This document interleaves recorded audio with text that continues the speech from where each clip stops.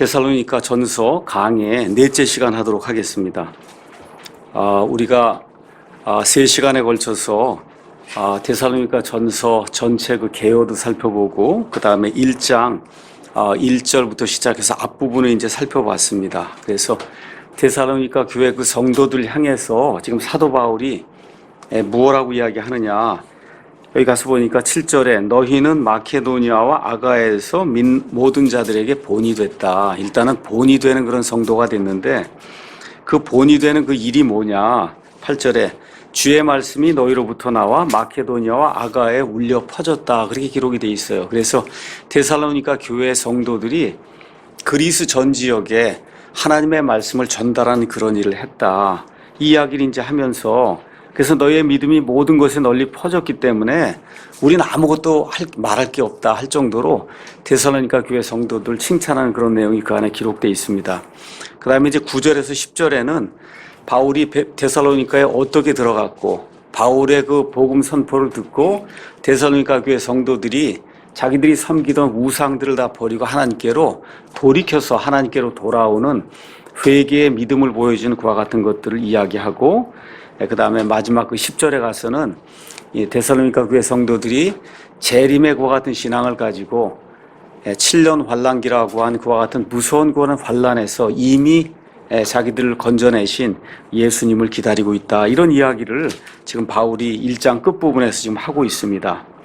우리가 지난 시간에 앞으로 이 땅에 임할 미래의 일들에 대해서 잠깐 살펴보면서 이 그림을 제가 잠깐 설명했습니다. 그래서 지금 교회 시대입니다. 그래서 이제 교회 시대가 쭉 진행이 되는 가운데 교회 시대가 막을 내리게 돼요. 예수님께서 공중에 강림하실 때 나팔 소리가 나고 예수님 안에서 죽은 자들이 일어나고 우리 살아남아 있는 사람들이 몸이 호련히 변화가 돼서 공중으로 채 올라가는 이와 같은 사건을 우리가 휴거라고 이야기한다.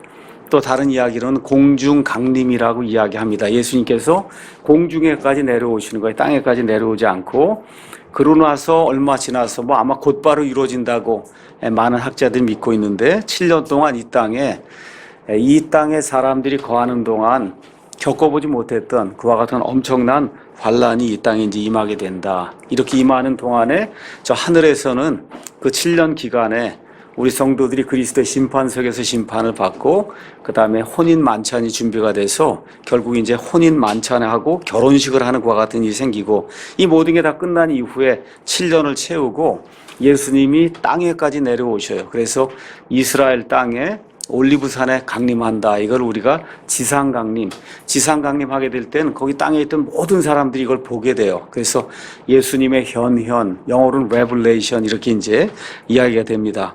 자, 이렇게 이제 되면서 땅에 있던 유대인들하고 땅에 있던 그 이방인들 가운데 영원히 구원받지 못하고 멸망받을 자들을 하나님이 지옥 불석에 넣으시고, 그리고 예수 그리스도를 신뢰하고 그래서 그 신뢰하는 그 믿음의 근거에서 올바른 행위를 했던 그와 같은 사람들을 천년 왕국 속으로 이렇게 넣는 그와 같은 일이 7년 환란기 이제 끝날 때 이제 이루어져요. 그러고 나서 천년 동안 이 땅에 하나님께서 아담과 이브를 통해서 처음에 에덴 동산에서 이루시고자 했던 그 일이 마귀가 개입함으로 말미암아 미루어졌거든요. 그래서 그 일을 하나님께서 문자 그대로 천년 동안 이 땅에 이루셔서 마귀가 무저갱에 갇히고 사람을 유혹하는 그런 일이 없고 이러면서 하나님의 천년 동안의 왕국이 이루어지는 그 일이 생깁니다. 그 일이 끝나고 나서 예수님 밖에서 죽은, 창세 이래로 예수님 밖에서 죽은 모든 자들이 부활해서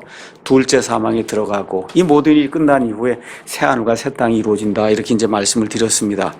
여기 그 그림을 가서 보시면 이 그림이 두 개가 있어요. 이 위에 있는 건 미래일들의 개요, 이렇게 이제 제목이 잡혀 있고, 밑에 있는 건 공중 휴거와 지상 강림, 이거를 비교해 놓은 이와 같은 그 테이블이 그 안에 기록이 되어 있습니다. 그래서 우리가 예수님의 초림은 어느 한순간이 초림이 아니라 예수님이 이 땅에 태어나셔서 승천하실 때까지 약 33년 반을 우리가 예수님의 초림이라고 이야기해요. 예수님의 초림은 태어난 때부터 예수님 죽으시고 묻히시고 부활하고 그 다음에 올리브산에서 이 승천에서 올라가실 때 그 전 기간을 예수님의 첫 번째 오심이다. 그렇게 이야기해 33년 반을. 예수님의 재림도 마찬가지로 공중에 강림하셔서 그 다음에 나중에 땅에까지 내려오시는 그 전체 약 7년을 그걸 예수님의 재림, 세컨 카밍이다. 이제 그렇게 이야기합니다. 자, 그래서 거기엔 두 단계가 있다. 그렇게 여기 제가 말씀을 드렸습니다. 휴거 안에는 부활이 포함되는 거예요. 신약시대 성도들의 부활이 포함되는 겁니다. 그래서 예수님 안에서 죽은 자들이 먼저 일어나고 살아서 남아있는 우리가 곧바로 그들을 따라서 몸이 변화가 돼서 올라가는 그런 일이 생기는데, 이때는 예수님이 오시는데 성도들을 위해서 오세요. 성도들을 데려가시기 위해서 오세요. 그러니까 영어로 얘기하면 for the saints, 성도들을 위해서 오신다. 그 다음에 이제 예수님이 7년 있다가 이 땅에 내려오실 때는 성도들과 함께 내려오세요. 성도들과, 영어로는 with the saints, 이제 이렇게 이야기가 될 수가 있습니다. 그래서 공중 휴거와 지상 강림 그 비교표가 있으니까 집에 가셔서 이 7년 환란기 전에 일어나는 공중 휴거, 이때는 무슨 일이 있고, 그 다음에 7년 환란기 끝에 이루어지는 지상 강림 때는 무슨 일이 있는가, 이런 것들 한번 이렇게 비교해 보면서 이 두 개가 서로 다른 사건이라는 사실을 그렇게 잘 이해하시면 이제 좋을 것 같습니다. 여기 가서 보니까 1장 10절에 데살로니가 교회 성도들을 사도 바울이 이제 칭찬하면서 뭐라고 얘기하냐. 그분께서 죽은 자들로부터 살리신 그분의 아들께서, 그분 앞에 나오는 그분 하나님 아버지예요. 아버지께서 죽은 자들로부터 살리신 하나님의 아들께서 하늘로부터 오실 것을 데살로니가 교회 성도들이 기대한다는 거예요. 기다리고 있다는 겁니다. 근데 이분은 누구냐? 다가올 진노. 이 성도들 데리고 이렇게 올라가신단 말이에요. 올라간 이후에는 7년 반란기가 있는데 이거를 지금 진노로 표현했는데, 이 다가올 진노에서 이미 건져내신 바로 그분이다. 그래서 교회가 7년 환란기를 통과하지 않고 환란 전에 휴거받아 올라간다고 하는 걸 우리가 환란전 휴거라고 이야기해요. 그거를 환란전 휴거의 복된 소망이다. 지금 너무나 많은 교회들이 행위를 지금 강조하고 이렇게 하면서 이 환란기에 살아남기 위해서는 엄청난 행위를 해야 된다. 도망도 다녀야 되고 뭐 여러 가지 그런 일들 이야기하는데, 성경을 잘못 해석하기 때문에 이와 같은 일들이 여기 나와 있잖아요. 다가올 진노로부터 우리를 이미 건져내신 분이에요. 건져내실 분이 아니라 건져내신 분이다. 이 성경이 잘못되면 안 돼요. 개혁 성경은 이제 건져내실 분으로 되어 있기 때문에 문제가 이제 생기는 겁니다. 자, 그래서 거기 가서 보니까 기다린다 이랬어요. 기다린다. 이 기다린다고 하는 거는 성경 가서 보시면 옛날에 그 다미성교회 이 사람들처럼 아무것도 안 하고 밤 12시 되면 맨날 기다리 이런 거 얘기하는 것이 아니라, 능동적으로 하나님의 일을 하고 세상에서 자기에게 주어진 그런 일을 능동적으로 하면서 기다리는 그와 같은 기다림을 이야기합니다. 데살로니가 후서 끝부분에 가서 보시면 알지만 데살로니가 교회 성도들 가운데 예수님의 재림이 이미 이루어졌다고 믿은 사람도 있고, 지나갔다고 또 기다린다고 해서 아무 일도 하지 않은 무의도식하는 그런 사람들이 있어요. 사도 바울이 안 된다고 이야기합니다. 그래서 주님의 훈계는 누가복음 19장 11절에서 27에도 나와 있듯이, 이 예수님께서 지금 하늘에 올라가 계세요. 이 가 있는 동안에 우리에게 할 일을 주셨어요. 우리에게 할 일은 교회로서 해야 될 일도 있고, 저와 여러분이 가정을 꾸미고 개인으로서 해야 될 일도 있고, 가정으로서 해야 될 일도 있고, 국가를 위해서 해야 될 일도 있고, 저와 여러분이 이 땅에 사는 동안 하나님이 우리에게 맡겨주신 그런 일이 있습니다. 그 일을 부지런히 하는 것이, 그것이 성도의 임무요, 성도의 특권이에요. 그러니까 아무것도 안 하고 재림만 기다린다. 근데 큰 문제가 있는 거예요. 그래서 교회 오시는 분들 가운데 다른 거에는 별로 이렇게 스파크가 튀지 않는데, 괜히 재림 휴거만 이야기하면 갑자기 막 스파크가 튀는 그런 분이 있어요. 아무것도 이야기하거나 뭐 이런 거 하지 않다가 그 얘기만 딱 들으면 갑자기 불꽃이 튀는 이런 분들이 있다. 조금 조심하셔야 돼요. 그런 게 아니다. 자, 아는 것과 기다리는 것에 대해서 차이를 제가 잠깐 여러분에게 말씀드리겠습니다.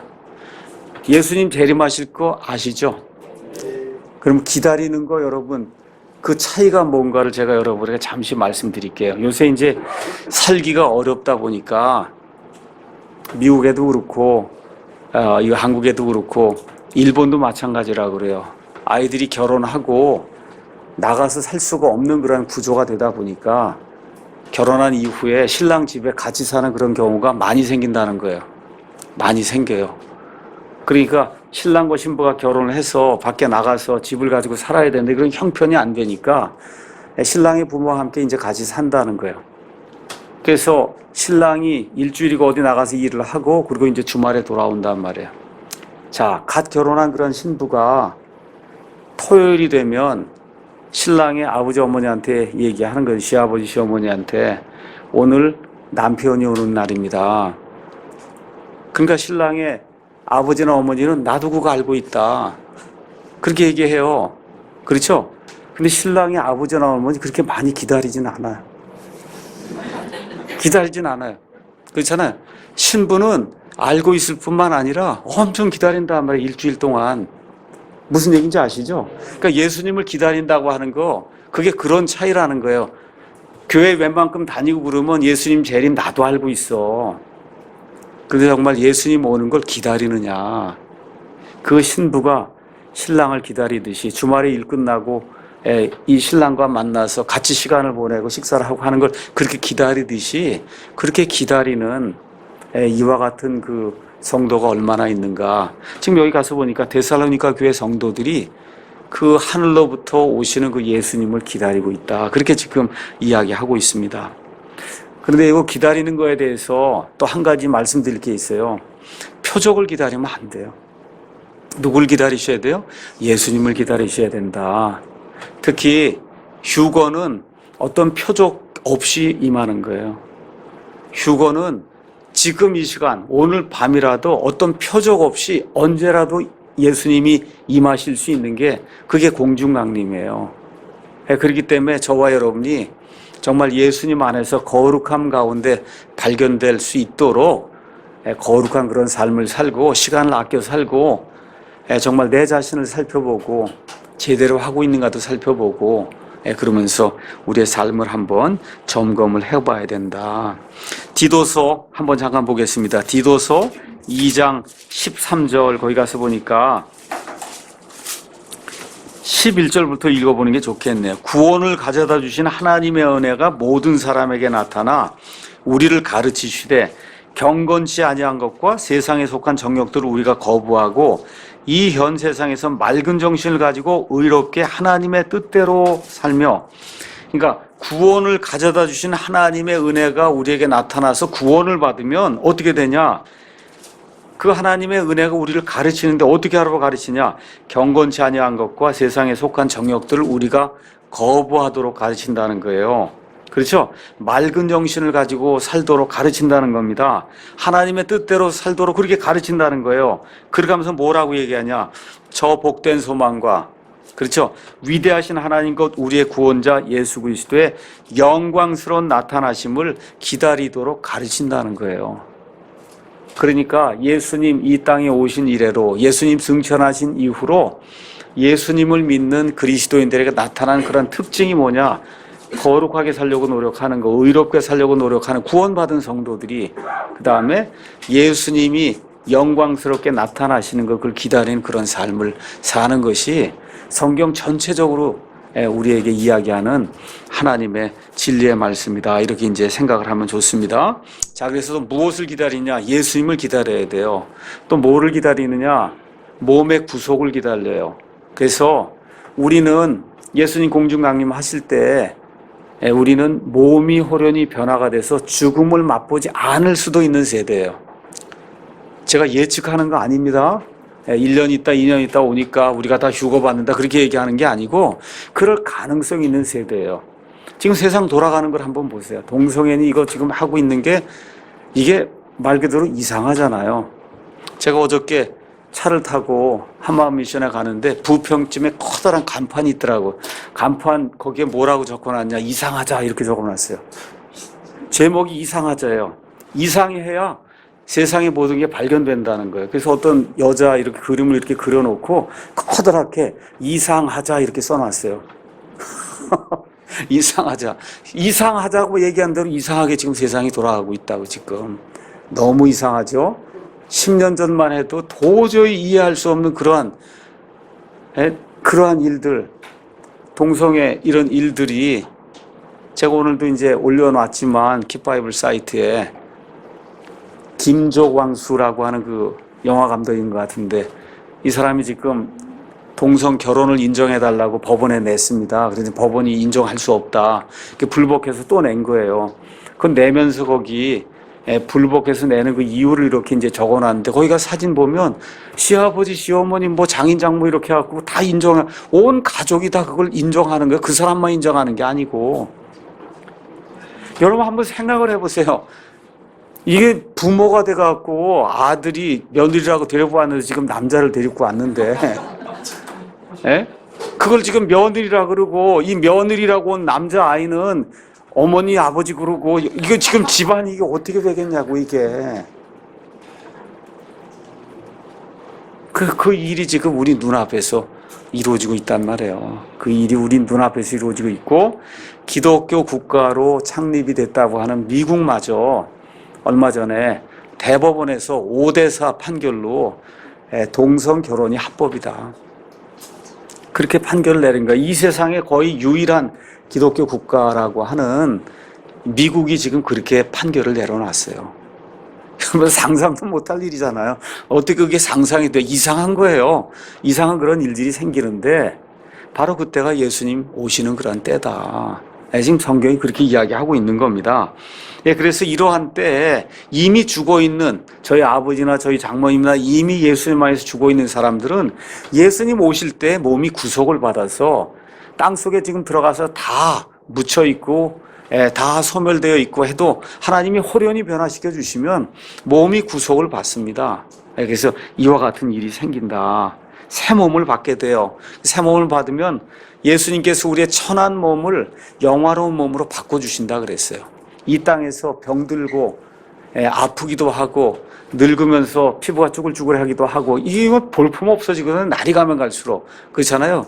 이러한 몸을 영원 무궁토록 변치 않는 예수님의 영화스러움과 같은 몸으로 바꿔주신다는 겁니다. 이런 걸 우리가 기대를 해야지 무슨 표적을 기대하면 안 되는 거예요. 그렇죠? 이래서 요한일서 3장 1절에서 2절 가서 보시면 예수님과 같게 된다고 성경이 이야기하고 있습니다. 그래서 드디어 우리 몸이 변화가 되고 영화로운 몸을 입고 공중으로 채 올라가게 될 때 어떤 일이 생기냐? 예수님께서 우리의 신랑으로 우리를 신부로 맞아 드리기 위해서 하늘에 마련해 놓은 처소, 영어로는 맨션이라고 이야기가 되어 있어요. 요한복음 14장에 나와 있는 맨션, 거할 곳인데 아마 큰 집인 것 같아요. 그래서 맨션이라고 이게 표현한 것 같은데, 그래서 이와 같은 것을 우리가 기다리고 있어야지 무슨 표적 나타나는 걸 자꾸 기다리는 것은 주님을 사랑하는 성도들이 기다릴 것과 같은 요소가 아니다. 또 제가 지난주에도 강조해서 한번 말씀을 드렸습니다.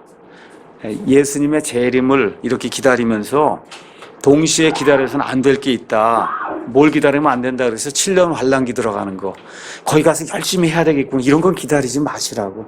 안 들어가요. 예수님 안에 있으면 안 들어갑니다. 거기는 들어가고 싶어도 못 들어가는 데가 7년 환란기 예수님 안에만 있으면 적그리스도 이런 거 기대하지 마세요. 기다릴 필요도 없을 거예요. 우리하고 상관이 없는 일이다. 7년 환란기에 들어있는 모든 재앙들 계시록 4장부터 계시록 19장에 나와 있는 이런 모든 재앙들 그런 거 기다리지 말란 말이에요. 그런 거 기다리면서 불안해하고 하는 것은 하나님이 원치 않는 일이에요. 여기 10절에 뭐라고 이렇게 되어 있어요. 이분은 곧 다가올 진노로부터 우리를 건져내신 분이에요. 이미 건져내신 분. 그래서 저와 여러분 이와 같은 환란에 들어가지 않는다. 성경이 그렇게 이야기하고 있습니다. 그래서 예수님 승천하신 이후로 내가 예수님의 교회에 속했다 하면 어디에 어느 나라에 있든지 아프리카에 있든지 유럽에 있든지 아시아에 있든지 미국에 있든지 예수님에 속한 그런 사람이다 라고 이야기할 때는 언제라도 예수님이 강림하실 것을 기다렸다는 거야. 심지어 여기 지금 사도 바울도 어떻게 해요? 사도 바울 시대에 예수님이 공중에서 강림해서 자기를 끌어올리실 줄로 그렇게 확신하고 살았어요.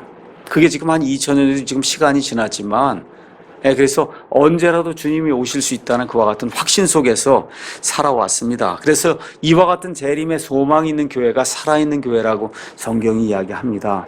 그래서 여기 데살로니가 교회에 가서 보니까 이렇게 재림에 대한 소망이 있게 될 때 어떠한 교회가 되느냐? 전도하는 교회, 데살로니가전서 2장 19에서 20절, 굳건한 교회, 움직이지 않는 교회, 누가 와서 무엇라고 얘기해도 요동치지 않는 그런 교회, 데살로니가전서 3장 11에서 13절, 또 데살로니가전서 4장 가서 보시면 근심을 당하고 고통을 당하고 환난을 당해도 그 안에서 기뻐하며 이것을 이겨낼 수 있는 그런 교회, 데살로니가전서 5장에 가서 보니까 경건하게 이 세상의 더러운 것들이 우리를 엄습해도 어떻게 하든지 우리 자신을 깨끗하게 하고 이렇게 살아야 되겠다고 생각하고 경건하게 사는 이와 같은 교회가 될 수 있다. 그래서 다시 한번 말씀드리지만 좋은 교회의 특징 중 하나는 할 일을 제대로 하면서 예수님의 재림을 사모하는 그런 교회다. 그런 차원에서 우리 사랑침례교회는 어떤 상태에 있는가, 정말 예수님 가까이 오시는 것을 피부로 이렇게 느끼면서 남아있는 이 시간에 거룩하게 살고, 혹시 주님의 복음을 받아들이지 못하거나 알지 못하는 그분들에게 최선을 다해서 내가 말씀을 전달하고 그러고선 올라가야 되겠구나, 이런 생각을 하며 사시는지, 난 그런 거 아무것도 모르겠다 하고 그러고 사시는지 우리 자신 한번 점검을 해보면 좋겠습니다. 그래서 데살로니가 교회를 칭찬하면서 내가 너희에 대해서 아무것도 더 요구할 것이 없다. 얼마나 모범적인 교회예요. 하나님의 선택을 받았고, 그렇죠? 재림을 사모하며, 그래서 하나님의 말씀을 온 나라 전역에 퍼뜨리는 그와 같은 책무를 감당한 그런 귀한 교회가 데살로니가 교회였다. 성경이 그렇게 이야기를 하고 있는 겁니다. 자, 1장 이제 우리가 이제 살펴봤고요. 이제 2장으로 넘어가겠습니다. 1장에서는 사도 바울이 복음을 선포하는 복음 선포자, 어느 면에서 이 목회를 하는 것이 아니라 한 지역에 복음을 전해서 사람을 구원시키고 또 다른 지역에 가서 복음을 선포하고 사람을 구원시키고, 그렇죠? 이와 같은 일을 하는 복음 선포자의 입장에서 데살로니가 교회에 대해서 지금 이야기를 했어요. 지금 2장에 들어와서는 목사라고 하면은 어느 정도 같이 이렇게 삶을 나누면서 같이 기거해야지 목사거든요. 그 복음 전포자하고 이 목사는 그런 면에서 차이가 있는 거예요. 바울이 어느 정도 데살로니가 교회에 거했다고 그랬어요? 3주에서 한 달. 그러니까 3주 내지 4주 동안 데살로니가라고 하는 그 도시에 들어가서 그들과 동고동락하면서 말 그대로 목양하는 것과 같은 목회자의 심정을 가지고 이 데살로니가 교회를 살펴봤습니다. 그래서 여기 2장에서는 목사는 어떤 사람이 돼야 되는가, 특히 이 앞부분은 목사는 어떠한 마음을 품고 목양을 해야 되는가, 이거를 저와 여러분에게 이제 보여주고 있습니다. 자, 그럼 목사 아니면 복음 선포자는 어떤 사람이냐? 4절 가서 보니까 다만 우리는 하나님의 허락을 받아 복음을 위탁받은 대로 말한다. 그러니까 복음을 위탁을 받은 거예요. 위탁받는다는 얘기는 내 게 아니잖아요. 그렇죠? 누구의 복음이에요? 그리스도의 복음인데 예수님께서 올라가시면서 복음을 우리에게 위탁을 하셨어요. 가서 전달하라고. 그 전달하는 두 부류의 사람이 복음 선포자와 목사입니다. 다시 말씀드릴게요. 복음 선포자는 순회하면서 말씀을 선포하는 자고, 그렇죠? 목사는 순회하며 말씀을 선포하는 사람들이 세워놓은 어떤 교회가 있을 때, 아니면 본인이 세운 그 교회에 거기를 맡아갖고 양들을 치는 그와 같은 일을 하는 사람이 목사다. 성경이 그렇게 이야기하고 있어요. 자, 그러니까 청지기 역할을 감당해야 되는 게 내 게 아니라는 거예요. 그러니까 목사의 경우, 많은 경우 여기 모여있는 이 성도가 내 거다 생각하면 그러면 문제가 생기기 시작하는 거예요. 그래서 사람 숫자를 센다고요. 500명이냐 600명, 이게 다 내 거라고 생각을 하고, 네, 이렇게 되면 문제가 생기는 거예요. 근데 그게 아니라 복음도 위탁을 받았고, 여기 같이 목양을 하는 이 성도들도 큰 목자장 되시는 예수님께 위탁을 받은 거다. 이 생각을 우리가 분명히 해야 된다는 거죠. 그냥 내 게 아니에요. 위탁을 받았어요.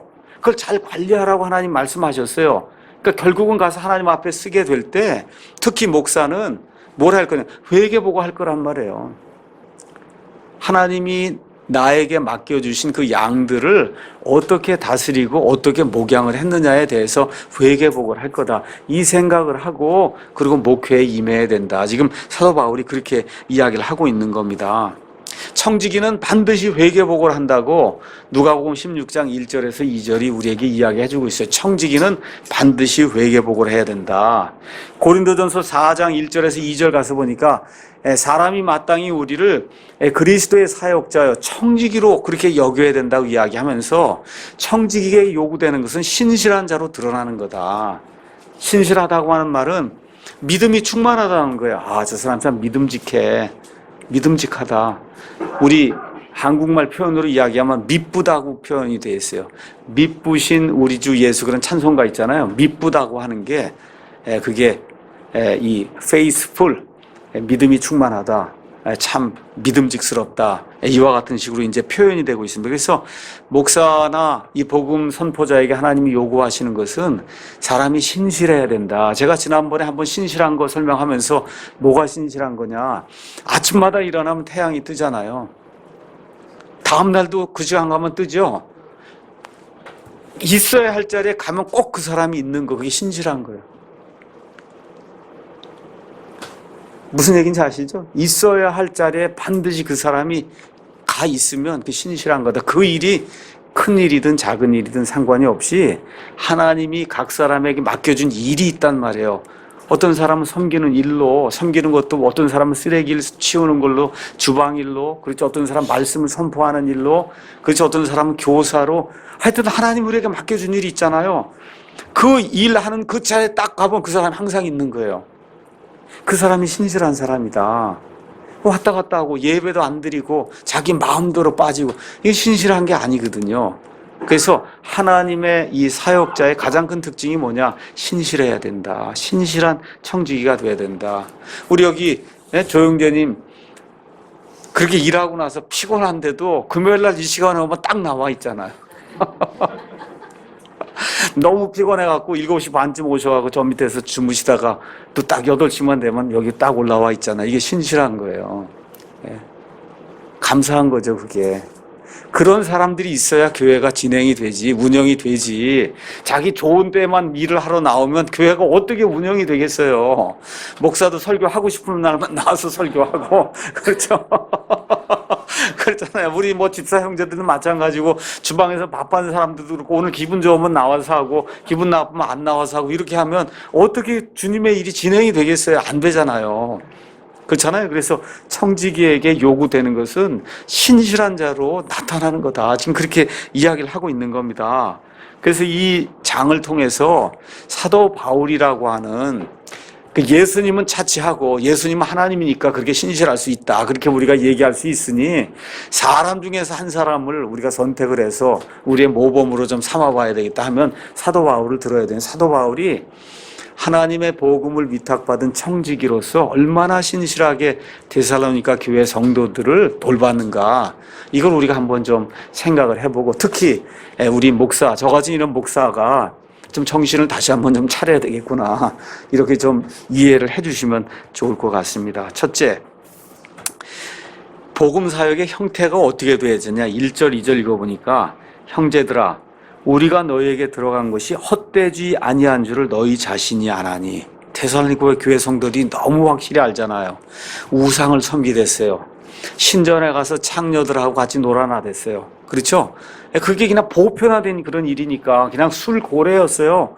이렇게 살았는데 사도 바울이 데살로니가에 딱 들어와서 하나님의 말씀 그걸 한 달 동안 전하고 났는데 여기 성도들이 변화가 돼서 교회가 생겼단 말이에요. 너도 나도 보니까 너무 신기한 거예요. 야, 이게 어떻게 이렇게 가능할 수 있냐. 그러니까 사도 바울이 데살로니가에 들어간 게 헛되지 않은 줄을 너희 자신이 분명히 안다. 그러니까 우리 여기 논현동 여기에 소래 예배당에 우리 사랑침례교회 성도들이 모이잖아요. 주변에 있는 그런 사람들이나 이런 분들이 이렇게 보고 저 모임이 헛된 모임은 아니구나. 무언가 변화된 그런 삶이 저 사람 통해서 나타나는구나. 이와 같은 증언이 외부 사람들에 의해서 또 우리 교회에 오시는 성도들 자신이 느껴야 된다는 거죠. 여기 사랑침례교회 왔더니 삶이 변했습니다. 그렇잖아요. 여기 데살로니가 교회 성도들이 우상을 숭배하다가 180도 돌이켜서 예수 그리스도를 따르게 되고 더더욱 부활과 재림의 소망을 가지고 사는 그런 사람으로 변화가 된 거예요. 그렇잖아요. 우리에게 그와 같은 확신이 있는가? 성경 말씀에 대한 확신, 하나님께서 하나님 자신의 말씀을 지금 이 시간까지 보존해 주셔서 우리 손에 완벽히 보존된 하나님의 말씀이 있다. 이 확신이 있어야 된다는 거죠. 그렇죠? 이 말씀의 확신 가운데 할 수 있는 대로 최선을 다해서 하나님의 말씀을 전달해야 되겠다. 거룩한 삶을 살아야 되겠다. 재림의 소망을 가지고 살아야 되겠다. 이런 것들이 우리 교회에 오시는 그런 성도들 가운데 그 삶 속에서 증언이 돼야 된다. 바울이 그렇게 이야기하고 있습니다. 너희가 아는 바와 같이 우리가 전에 빌립보에서 고난을 당하고 아시잖아요. 빌립보에 들어가서 점치는 이 마귀 들린 이 소녀를 고쳐줬다가 잔뜩 매를 맞고 그러고선 감옥에 갇혔다가 결국은 이제 추방당하는 그와 같은 어려운 일을 좀 겪었잖아요. 그리고 간 도시가 어디? 그러면 데살로니가로 지금 간 거란 말이에요. 그러니까 데살로니가에 오기 전에 빌립보에서 큰 치욕을 당한 걸 바울이 다 얘기했기 때문에 데살로니가 교회 성도들이 안다는 거예요. 바울이 데살로니가에서 얼마나 큰 모욕을 당했는가. 고난을 당하고 치욕을 당한 뒤에도 많은 싸움을 싸우며 하나님의 복음을 너에게 말하려고 우리 하나님 안에서 담대하였노라.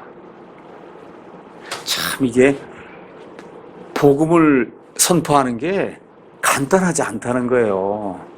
많은 싸움을 싸웠다는 거예요. 마귀와 마귀의 사역자들 때문에 방해하는 그 세력이 있어서 많은 싸움을 싸웠다는 거예요. 많은 싸움을 싸우면서 데살로니가 교회까지 들어가서 결국은 3주, 4주 동안 하나님의 말씀을 신실하게 선포하게 될 때 데살로니가의 교회가 세워진 거다. 한번 지난 수요일 날 서울에 있는 한마음 심례교회를 제가 좀 잠깐 방문했습니다. 저녁에. 거기 성도님들이 묻더라고요. 이렇게 킹제임스 성경을 쓰면서 전국에 교회가 몇 개나 있습니까? 그러잖아요. 그러니 세어보니 몇 개 없잖아요. 이렇게 그래도 뭐 한 3, 40명 이렇게 모여서 이렇게 하는 그런 교회를 다 이렇게 해보니까 10개나 될까 그런 거예요. 물론 우리 킹제임스 성경을 쓰는 뭐 장로교회도 있고 뭐 다른 이런 여러 교회들이 있지만 어찌됐든 그래도 독립적으로 교단을 형성하지 않고 성경대로 한번 해봐야 되겠습니다 하고 이렇게 모이는 그 교회를 그 자리에서 세보니까 10개가 안 되더라고요. 지난 한 20년 동안 죽으라고 그렇게 한 열매가 지금 10개 정도 전국에 그런 교회가 있는 거예요. 그러니 하나님의 말씀을 전달하고 교회를 세운다고 하는 게 얼마나 어려운 일인가. 물론 우리에게는 어려움이 있었어요. 왜 그러냐? 성경이 잘못되어 있기 때문에 너무 어렵게 믿음 생활을 했습니다. 그래서 올바른 성경을 우리 손에 쥔 지가 그한 20년이 지금 안 되는 그런 상황이기 때문에 정말 누구 탓을 하거나 누구의 책임으로 돌릴 수 없는 그런 요소가 있는 것도 사실이에요. 그래서 이제부터 이 올바로 이렇게 교회하는 이런 것들이 이제 전파가 되는 그와 같은 시점이라고 생각이 되는데 그 일을 가만히 생각을 해보면서 너무너무 힘든 거예요. 그 형제들도 목사가 없어서 스크린 놓고 예배를 드리고 있어요.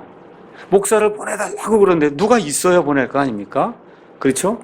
2주 전에 하와이에 갔어요. 하와이 갔더니 거기도 목사가 없어요. 아예 거의 포기했어요. 그 하와이 사람도 그렇게 없는데 누가 와서 목회를 하겠냐는 거예요. 그러니까 어떻게 또 스크린 놓고 예배 드리는 거예요. 스크린 놓고 방법이 없으니까. 그렇잖아요. 진주도 스크린 놓고 예배 드리고 있어요. 대구도 스크린 놓고 예배 드리고 있어요. 저희가 이런 것들을 조장하는 것이 아니라 어떻게 하다 보니까 예배는 드려야 되겠고 그렇잖아요. 성도들은 모이는데 어떻게 마땅히 뭔가가 없는데 찾아보니까 우리 교회에서 제공하는 고화질의 이와 같은 말씀들이 있고 하니까 그걸 이렇게 걸어놓고 그러고 예배를 드리는 거예요. 근데 하와이 같은 경우 저는 스크린 예배를 한 번도 이렇게 참여하거나 해보질 않아서 하와이 이제 토요일 날 도착을 했습니다. 이제 주일날 이제 설교도 하고 해야 되는데 토요일 날 저녁 때 도착을 그 교회에 했더니 그 교회는 그 형제님이 집을 샀어요. 근데 이제 미국의 집들은 집이 있고 자동차를 집어넣는 차고가 있어요. 차고가 4개가 있는 집을 샀습니다. 교회를 하시려고. 그래서 그 차고 4개를 터서 그래서 2개는 예배당으로 2개는 교제실로 그렇게 쓰는 거예요. 그러니까 뭐 소위 얘기하는 이거 다달이 내는 월세도 없고 그렇죠? 예, 그리고서는 마음대로 자기들 원하는 때에 이렇게 예배 드릴 수 있는 그런 공간. 드리는 공간이 우리 예배 드리는 공간이 요만하고 교제실도 요만하고 그렇게 된 공간이 있더라고. 거기서 예배를 드리는 거예요. 그래서 스크린 예배를 어떻게 드립니까? 그랬더니 제 뒤로다가 하얗게 벽을 이렇게 만들어 놓고 그리고 거기다가 저희가 이렇게 드리는 고화질 그 영상을 이렇게 쏘는 거예요. 이렇게 쏘서 보니까 굉장히 크더라고요. 거기 같은 경우는 텔레비전을 놓고 보는 게 아니라 액정 비전으로 이걸 쏘더라고요. 이렇게 되니까 화면이 굉장히 커요. 화면이. 이렇게 큰데 거기에 또 특징이 있더라고요. 어떤 특징이 있느냐. 이게 목사가 이렇게 설교를 하고 할 때는 귀가 잘 안 들리거나 연세가 드신 분은 듣질 못하는데 이게 녹화가 된 걸 가지고 그래서 이제 컴퓨터를 통해서 이걸 쏘니까 블루투스 이런 헤드폰이 있으니까 이 할머니들이 귀가 잘 안 들리는데도 블루투스 이거 딱 하고 들으니까 너무너무 잘 들린다는 거예요. 또 그런 장점이 있구나. 하여튼 저런 일들을 보면서 하나님의 이 교회를 세운다는 게 이게 참 어려운 거구나. 너무 어려운. 지금 바울이 여기 뭐라고 얘기해요? 가서 보니까 모욕을 당하고 치욕을 당하고 고난을 당하면서 많은 싸움을 싸우며 하나님의 복음을 너에게 말하려고 우리 하나님 안에서 담대했다. 담대했다고 얘기해요. 제가 오늘도 동성애 반대하는 그런 글을 킵바이블 사이트에 지금 올려놓고 왔습니다. 목사가 이 자리에 서서 동성애는 하나님이 미워하는 죄입니다. 이거 얘기하는 게 너무 어려운 그런 시대가 지금 우리 앞에 지금 다가오고 있어요. 앞으로 그게 법이 돼서 통과가 되면 어떻게 돼? 그 얘기하면 감옥에 가는 거예요. 감옥에 가는 그런 시대가 우리 앞에 지금 오고 있다. 그래서 하나님의 올바른 그런 진리를 선포할 때 담대함이 요구된다. 지금 바울이 그와 같은 담대함을 가지고 그 그리스 사람들이 얼마나 반대했겠어요. 우상성기인 사람들이 와서 떼거지로 몰려와서 반대하고 하는 거 그걸 이겨내며 데살로니가 교회 성도들을 격려하고 교회를 세웠다. 그렇게 이야기를 하고 있습니다. 갈등을 이겨내고 반대를 극복하며 어떻게 해야 되냐? 운동선수들이 금메달을 따기 위해서 애쓰고 노력하는 것처럼 그 4년에 한 번 열리는 올림픽 그때 금메달을 하나 따야 그래야 될 것 같아서 4년 동안을 매일같이 입에서 신내가 낼 정도로 그렇게 연습하잖아요. 운동선수들이. 그렇지 않습니까? 복싱하고 이런 사람들은 체중 100g, 200g 줄이느라고 밥도 못 먹고 그러고선 그냥 하는 거예요. 그게. 그렇게 해서 금메달 한번 따보려고. 지금 바울이 그와 같은 심정을 가지고 복음을 선포했다는 겁니다. 자, 이렇게 이제 말씀 사역을 이제 진행을 하는 가운데 바울이 어떻게 메시지를 전했느냐. 3절 가서 보니까 우리의 권면은 속임수나 부정함에서 나지 아니하였고 간사함으로 한 것도 아니었다. 그러니까 바울이 메시지를 전파했는데 그 메시지의 근본 내용이 뭐냐? 권면하는 거였다는 거예요. 우상들을 버리고 떠나야 된다. 너희가 죄인임을 깨달아 알아야 된다. 유일하신 참 하나님, 그 하나님이 온 세상 우주 만물을 무의 소유로 창조하신 것을 너희가 믿어야 된다. 그 하나님이 베풀어 주시는 그 은혜를 너희가 무시하면 안 된다고 권면했다는 거예요. 이렇게 권면했다. 그 복음, 하나님이 저와 여러분을 이렇게 사랑해 주셔서 하나님이 사람의 몸을 입고 이 땅에까지 오셔서 십자가에서 피를 흘리고 죽기까지 우리를 사랑해 주신 그 사랑, 그걸 너희가 받아들여야 되지 않겠느냐라고 권면했다는 거예요. 그 권면에 데살로니가 교회 성도들이 생겨났다고 지금 성경이 이야기하고 있는 겁니다. 제가 우리 신학원 이제 하시는 분들에게 설교와 설교자 이런 거 이야기하고 또 강해도 제가 이제 해서 올리면서 한 가지 좀 부탁을 좀 드리는 그런 말씀이 있어요. 지난 한 20년 이상 이제 미국의 독립 침례교회 뭐 이런 데 해서 이렇게 많이 접촉을 하고 이러다 보니까 한국의 이제 독립침례교회 이런 목사님들이나 아니면 여기 오시는 그런 선교사들 설교를 이제 많이 듣게 됩니다. 그러면 그 사람들이 얘기하는 어떤 거냐, fiery preaching이라고 얘기해서 이 자리에만 수명이랑 막 목소리가 커져갖고 그냥 40분이고 1시간 내내 큰 소리를 지르면서 설교를 하는 게 많은 경우 그 미국 사람 그 독립침례교회 그런 그 목사들의 특징이에요. 이 자리에 서면 막 내리치고 야단을 하고 막 그럽니다. 근데 문제가 뭔지 아세요? 그건 들리지 않는 설교예요. 들리지 않아요. 그런 설교는 한 번, 두 번 들을 때 박력이 있다, 뭐 뜨겁다, 뭐 또 그렇게 얘기하죠. 그거 매일 같이 소리 질러 보세요. 그 소리가 들리나? 안 들려요. 그게 어떻게 해야 돼요? 작게 하셔야 돼. 작게 어떻게 권면해야 된단 말이에요. 작게 이렇게 되지 않냐고 설득을 해야 된다는 거예요. 설득을 해야지 소리를 치고 야단을 쳐서 될 문제가 아니다. 그래서 제가 오후에 가끔씩 설교하러 쓰는 그 형제들에게도 들리는 설교를 해야 된다. 들리는 설교. 그 들리는 설교는 자분자분해서 이게 좀 이거를 설득을 해야 된다. 그걸 제가 누구한테 배웠냐? 제 아내에게 배운 거예요. 소리를 지르면 그러면 듣는 사람이 별로 없다. 맞아요. 그게 소리를 지르면 듣는 사람이 한 번, 두 번은 듣는 것 같아요. 근데 매일 소리 지르면 그거 듣기 어렵습니다. 그렇잖아요. 하나님의 진리를 차분차분 이게 이렇게 되고 이렇게 되고 이렇게 되고 이렇게 됐으니 우리가 이렇게 해야 되지 않겠냐 하고 한두 번 이렇게 소리를 올려야지 내내 그냥 처음부터 끝까지 소리를 빽빽 지르면 그 어떻게 돼야 안 된단 말이에요. 사람마다 특이하게 이렇게 뭐 설교하는 그런 것들이 있어요. 여기 그 하일 샌더슨 칼리지라고 하는 그 대학을 세운 유명한 잭 하일스라고 하는 그런 목사가 있어요. 지금 이제 돌아가셨지만 잭 하일스 목사는 막 설교하다가 마이크를 뻥 찹니다. 마이크를 이렇게 세워놓고 뻥 차요. 마이크를 뻥 찬다 그래서 뭐 다 좋고 그런 건 아니에요. 근데 어느 면에서 쇼맨십이죠. 근데 문제는 잭 하일스 같이 파워를 가지고 이렇게 한 사람이 차는 건 괜찮은데 잭 하일스가 아닌 사람이 차면 너무 이상한 거예요. 거기 졸업생들 중에 마이크 차는 사람이 많다고요. 근데 뭐예요? 잭 하일스가 찰 땐 이상하지 않은데 알겠죠? 거기 졸업생이 애숭이가 22살이 나와서 마이크를 차면 저는 미쳤나 그런다고요. 강단에서. 무슨 얘기인지 이해하시겠죠? 그러니까 권면하고 이렇게 하는 것도 사람의 스타일에 따라 조금 다를 수가 있어요. 그럼에도 불구하고 설득하는 것이 목사가 해야 될 일이다. 설득해야 돼요.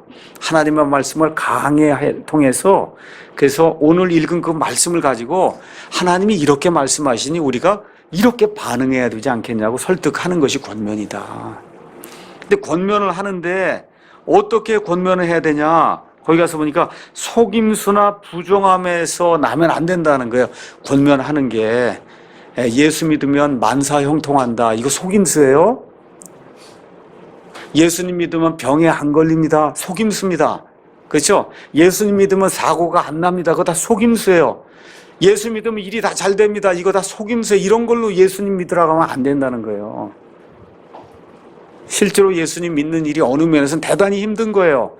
자기 십자가를 지고 나를 따르라고 예수님이 이야기했기 때문에 어느 면에서는 구원받고 이 예수님을 모셔드리는 것 자체는 쉬울 수 있어요. 근데 그 이후에 예수님을 따르는 일이 그렇게 쉬운 거 아니다. 녹록하지 않아요. 그 진리를 있는 그대로 가르쳐 줘야지 사탕 발림의 말로 그렇게 가르쳐 놓으면 그러면 그 사람이 영원 무궁토록 아기로 미성숙한 그와 같은 신자로 남아있을 가능성이 크다는 거예요. 부정한 말로 하면 안 된다는 거예요. 목사가 이 앞에 서서 코미디하고 웃기고 이런 거 하면 안 된다는 거예요. 깨끗하지 못한 말 쓰고 과거에 우리 보면 부흥회 하는 그런 이 부흥 강사들 깡패들이 많았거든요.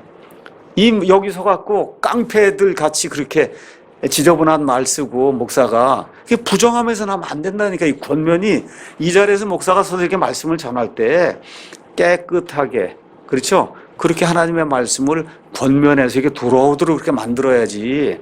자극을 줘야 되겠다 그러고 지저분한 말 쓰고 코미디하고 그렇죠. 안 된다는 거예요. 사도 바울이 지금 그렇게 이야기하는 겁니다. 미끼로 걸려들도록. 여러분 영업사원이 어떻게 해요? 미끼 쓰잖아요. 이렇게 해갖고 미끼 걸려들면 그냥 한강 하듯이 여기 앉아있는 성도들 미끼로 내가 어떻게 걸고 이렇게 해서 낚시로 낚아야 되겠군. 이런 심정으로 쓰면 안 된다는 거예요. 전대교회들의 전도 방법이 거의 다 뭐예요? 미끼 쓰는 거예요. 아니에요. 있는 그대로 실상을 보여줘야 된다. 있는 그대로의 실상. 하나님이 무에서 유로 이 모든 것들은 만드신 분이다. 이 하나님을 주인으로 알아보는 것이 사람의 의무라고 하는 거를 있는 그대로 보여줘야지. 예수 믿으면 만사형통에 만수무강에 그렇죠. 이렇게 나가면 그건 사도 바울은 그런 복음은 전한 적이 한 번도 없다는 거예요. 지금 성경이 그렇게 이야기하고 있는 겁니다. 그래서 구원은 교묘한 말로 이루어지지 않고 하나님의 말씀과 성령님의 권능을 통해서 이루어지는 거예요. 그러니까 몇 명을 내가 구원시켰다 그거를 자랑하기 위해서 거기 함정에 걸려 넘어들면 안 된다는 거예요. 구원은 내가 시키는 게 아닙니다. 나는 뭐만 해요? 말씀만 전달하는 거예요. 어떻게? 권면하는 거예요. 이렇게 해야 되지 않겠냐고 권면하는 거예요. 그렇잖아요. 너무 요 시대는 권면의 말을 듣지 않아요. 텔레비전도 있고 뭐도 있고 듣는 게 너무 많으니까 우리까지 와서 뭐 얘기하면 잘 안 듣습니다. 그리고 어떻게 해요? 책이라도 이렇게 소책자도 주고 읽어보시라 시간 나실 때 한번 읽어 이렇게 해서 주는 거예요. 이게 권면하는 거잖아요 지금. 그렇잖아요. 이렇게 지금 우리가 정직하게 그렇게 권면해야 된다. 다시 말씀드리지만 목적한 거를 이루는 게 그게 중요한 것이 아니라 수단과 방법이 중요하다는 거예요. 수단과 방법. 왜? 하나님이 공의로운 분이기 때문에 우리가 사람을 하나님께로 이끄는 그 방법도 공의롭게 이루어져야 된다. 그래서 사도 바울은 로마서 15장 16장 가서 보니까 뭐라 그랬어요? 내가 그리스도의 이름이 있는 곳에서 내가 복음을 선포하지 않는다. 어떤 사람이 이미 교회를 다 형성해 놨어요. 그렇죠? 그래서 교회가 거기 가서 다시 하지 않았다는 거예요. 그건 그 사람이 하나님의 일을 지금 하고 있는데 그 일을 내가 망치면 안 된다는 거죠. 그리스도의 복음을 이렇게 알고 있고 그리스도의 이름이 선포된 곳에는 내가 다시 가지 않았다는 거예요. 왜 그래요? 공정하게 하나님의 일이라도 해야 되기 때문에 성경이 그렇게 우리에게 이야기를 해주고 있습니다. 한 절만 더 볼게요. 4절 가서 보니까 다만 우리는 하나님의 허락을 받아 복음을 위탁받은 대로 말하노니 이것은 사람들을 기쁘게 하려 함이 아니요 오직 우리의 마음을 시험하시는 하나님을 기쁘게 하려 함이다. 우리 사랑침례교회의 사역이 사람을 기쁘게 하는 건가? 사람을 기쁘게 하는 거 이거 잘 이해하셔야 돼요. 저와 여러분이 그리스도인이 되면 하나님을 기쁘게 하고 주변 사람들을 기쁘게 하는 그런 사람이 돼야 됩니다. 그건 맞는 말이에요. 여기 지금 사람을 기쁘게 한다는 거는 목사를 기쁘게 하지 말라는 거예요. 교회에 와서 이렇게 하면 목사가 기뻐하겠지. 그렇죠? 누가 나를 보고 이렇게 해서 해주게. 이런 식으로 사람을 의식하고 일을 하지 말라는 거예요. 누구만 의식해야 돼요? 하나님. 이 일을 하면 하나님이 기뻐하실까 아닐까를 의식하고 해야지. 이렇게 하면 목사가 칭찬하고 나를 한 자리 높여주겠지. 이런 마음으로 하면 안 된다는 거예요. 제가 아예 공공연하게 썼잖아요. 목사와 어떤 특별한 관계를 자꾸 가지려고 접촉을 하면 제가 물리친다. 제가 그걸 견디기 어렵습니다. 저 자신이 견디기가 어려워요. 그래서 어떻게 하라 그랬어요? 목사와 특별한 관계를 갖고 좋은 관계를 가지고 교회에서 어떤 직책도 맡고 이렇게 일을 하고 싶으면 성도들 섬기라는 거예요. 가서 열심히. 그러면 성도들이 얘기하잖아. 저분이 와서 일도 열심히 하고 참 모든 게 너무 좋습니다. 이런 보고가 들어오면 목사는 일을 안 시킬래 안 시키죠. 그래요? 그럼 그분이 집사도 하고 뭐도 하고 그렇게 해야 되겠네요. 그렇게 되는 거잖아요. 순서가 그렇게 돼야 된다는 거예요. 그러니까 목사나 누구를 의식하지 말고 하나님을 의식하면서 하나님을 기쁘게 하는 그런 일을 해야 된다. 그렇게 해야 거기 가서 보니까 우리의 마음을 시험하시는 하나님. 그게 무슨 얘기입니까? 일을 이만큼 이루어서 성도가 50만 명이 됐어요. 하나님은 그걸 기뻐하지 않는다는 거예요. 그 마음의 동기가 뭐냐를 기뻐하신다는 거예요. 그 마음의 동기가 뭐냐. 마지막 예 하나 들고 마치겠습니다. 엊그젠가 인터넷 뉴스를 보니까 차영인가 하는 사람이 조영기 목사 손자, 그게 진짜 조영기 목사 친자, 손자인지 아닌지 그거 확인해 달라고 법원에다가 냈잖아요. 그렇죠? 예. 그게 이제 떴더라고요. 뭐 전 다른 건 모르겠고 조영기 뭐 이게 떴길래 이제 한번 봤습니다. 그랬더니 뭐라 그래요? 그 아들도, 그러니까 그 아이의 아버지도 얘 내 아이가 아니라 그러고 할아버지도 아니라 그러고 그런데 법원이 뭐라 그래요? 친자식입니다. 친자식이라는 거예요. 친자식. 그러니까 친손자라는 거예요. 조영기 목사의 친손자니까 양육비 주라고 법원이 명령을 내렸단 말이에요. 교회가 50만 명이 되면 무슨 소용이 있어요? 자기 친손자, 자기 아들도 아니라고 그렇게 하는 사람들이 같이, 예? 그 여자하고 같이 잠을 자서 아기를 지금 낳아놓고는 내 아이가 아니라는 사람이 할아버지고 아버지인데 무슨 할 말이 있어요? 그렇지 않습니까? 예. 우리가 하나님 앞에 가서 쓴다고 생각을 해봐요. 하나님 앞에 가서 쓰면 우리의 모든 동기가 다 그대로 적나라하게 그대로 뭐 아니다 기다 얘기할 필요도 없어. 그냥 그대로 드러나게 되는데 그 자리에 내가 쓴다고 생각을 하고 그리고 우리의 삶을 이렇게 영위해 나가야지. 세상 법정에서 친자식이니까 양육비를 주라고 그렇게 선고를 내릴 정도가 되면 이게 교회가 아니잖아요. 그렇죠? 목사가 아니잖아요. 이 정도 되면. 이게 우리 한국교회의 현실인 거예요. 그래서 이런 것들을 보면서 사도 바울이 여기 지금 데살로니가 전서에서 정말 신실하게 하나님의 복음을 위탁받은 그 청지기로서 그 역할을 어떻게 하고 있는가, 이런 것들을 우리 말씀을 전하는 사람들이 조금 더 우리 자신을 돌이켜보며 조금 더 신실하게 정말 가식이 없이 간사함이 없이 하나님 말씀을 있는 그대로 전달해야 되겠구나, 이렇게 작심하는 그런 계기가 되면 좋을 것 같습니다. 예, 여기까지 하겠습니다.